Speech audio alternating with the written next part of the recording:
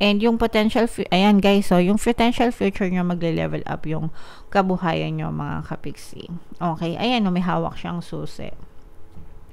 Kaya nga sabi ko sa inyo guys, diba, kayo yung susi, magiging susi ng tagumpay nyo, kayo yung magiging susi ng pagbabago. And definitely guys, no, yung potential future na to is you are the key to your success. Ikaw talaga yung susi sa pagbabago mo, and ikaw yung susi para sa mga magagandang pangyayari, success sa buhay mo. Okay?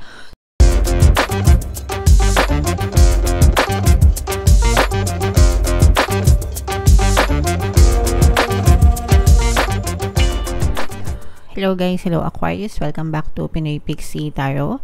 Ang pamagat ng episode natin for tonight is Story Mo Ba To? Ito isang timeless reading para sa Aquarius, Sun, Moon, Rising Sign, and Venus.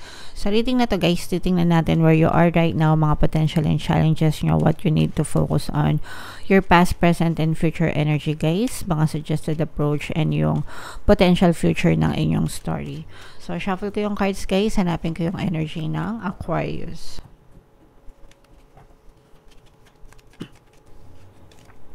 Ito guys.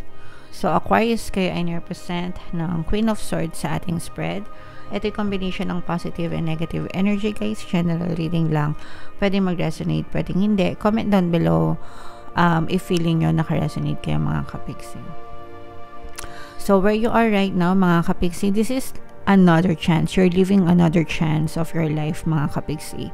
For some of you, ibig sabihin pwedeng meron ng isang cycle na natapos sa buhay mo. Pwedeng nakalampas ka na sa mga problema, ganyan. And parang nasa reset mode ka. 'Di ba? Pag yung naka-reset mode, guys, ibig sabihin parang nagsisimula ulit from the scratch. 'Di ba? Pagka may mga computers kayo, 'di ba? Pagka naghang or whatever, sometimes kailangang i-reset, 'di ba? Para back to start, no? So, for some of you guys, pwedeng ganun yung nangyayari sa buhay nyo. You're trying to click the reset button para magsimula ulit. Or, pwedeng binibigyan kayo ng chance ni universe para magsimula ulit sa buhay nyo. Okay? Mga potential and challenges, this is more on potential guys kasi pagbabago. Okay? This can also be a challenge kasi baka sinusubukan nyo magbago pero nahihirapan kayong magbago, so challenging siya sa inyo. Pero this is also a potential kasi gusto nyong magbago or gusto nyong magkaroon ng pagbabago, and itong chance na to na binibigay sa ni universe, or itong chance na binibigay mo sa sarili mo, kumbaga parang binibigyan mo yung sarili mo ng chance para magbago. Okay? So ganun yung nakikita natin or nararamdaman natin para sa inyo mga kapiksi. What you need to focus on, this is a water sign energy, Cancer, Pisces, Scorpio. You have to pay attention sa inyong emotion mga kapiksi, okay? Because your emotion, you can use them as feedback. Pwede mo siyang gamitin as feedback mga kapiksi kasi yung emotion mo, palagi yung sumusunod sa pattern of thoughts mo. Ibig sabihin, pag masaya yung nararamdaman mo, masaya din yung iniisip mo. Kapag malungkot yung nararamdaman mo, malungkot yung nararamdaman mo, diba? Ay, naiisip mo. So, gamitin mo yung emotion mo as a feedback para malaman mo, oh, malungkot ako ngayon. Bakit ako malungkot? Anong iniisip ko? So, and then, pagka ganon, tanungin mo sarili mo, bakit ko to iniisip? Makakatulong ba to sa akin o makakasira ba sa akin? Kung makakatulong sa inyo, edi go, isipin nyo ng isipin. Pero kung makakasira sa inyo, then stop. No? Stop thinking about it and i-divert nyo yung attention nyo sa ibang bagay. So, pwede nyo gamitin yung mga emosyon nyo, guys, para malaman mo if you are in the right direction or opposite direction. Okay? Alright.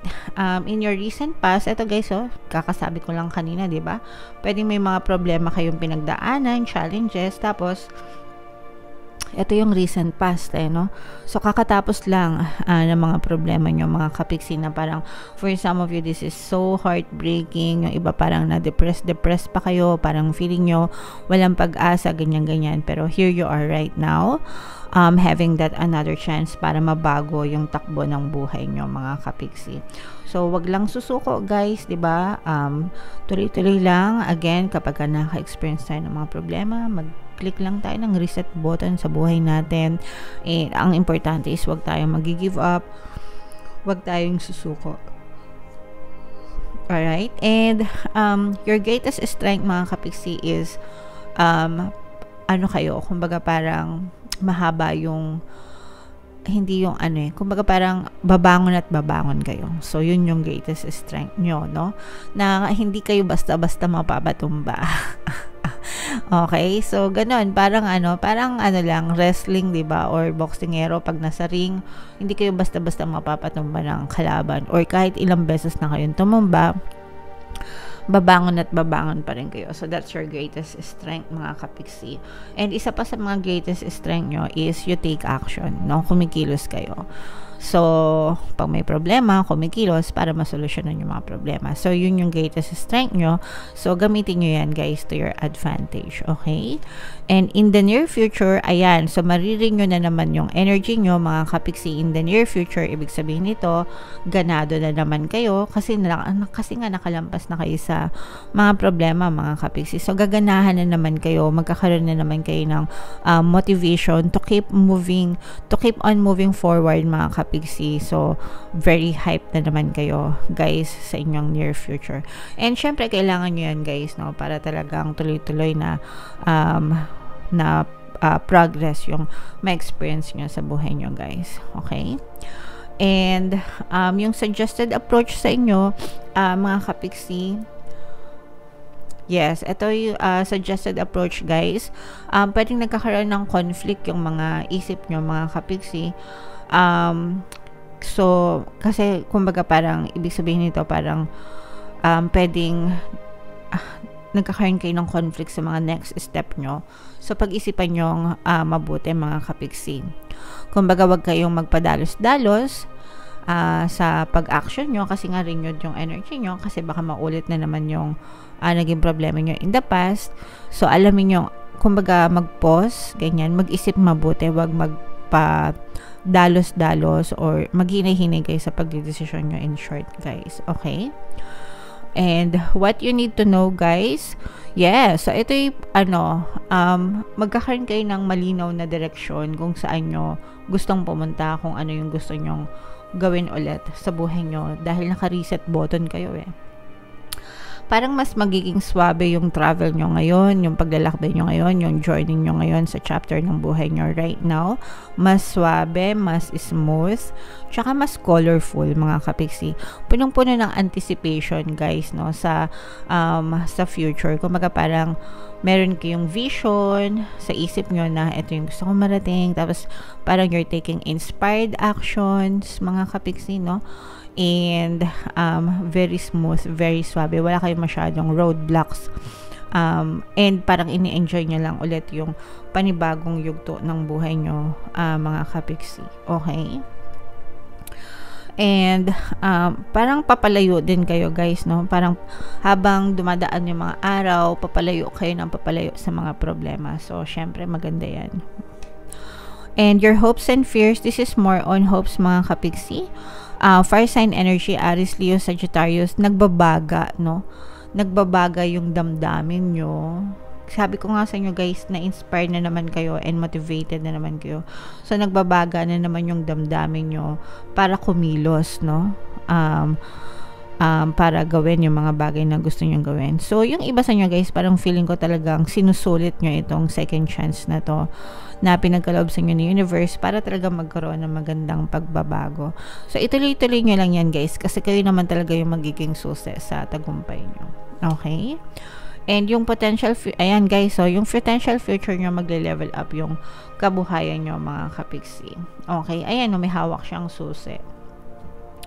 Kaya nga sabi ko sa inyo, guys, diba, kayo yung susi, magiging susi ng tagumpay nyo, kayo yung magiging susi ng pagbabago. And definitely, guys, no, yung potential future na to is you are the key to your success. Ikaw talaga yung susi sa pagbabago mo, and ikaw yung susi para sa mga magagandang pangyayari, success sa buhay mo. Okay? So, yan guys, very positive yung energy nyo, Aquarius. I-mind nyo yan sa comment section. Mind magandang pagbabago. Mind swabing pagbabago, diba? Smooth. Mind susi ng tagumpayan. So, i-mind nyo yan guys sa comment section para ma-experience nyo siya sa inyong physical reality. Okay? So, tingnan natin yung additional na mensahe sa inyo ng inyong mga gabay, guys. Habang sinashuffle ko to, panoorin nyo muna yung video natin regarding sa ating paano mag-manifest ng abundance video course. Kapiksi, sawa ka na ba sa mga struggles at hirap sa buhay mo? Masipag ka ba at masikap sa buhay ngunit hindi ka pa rin umaasenso? Ilang beses ka na bang nag-attempt magnegosyo at mag-invest pero palagi ka pa rin nalulugi? Sa pagkakataon na ito ay maaaring may subconscious beliefs ka na nagiging balakid sa iyong pag-unlad at pagyaman. Introducing, paano mag-manifest ng abundance video course.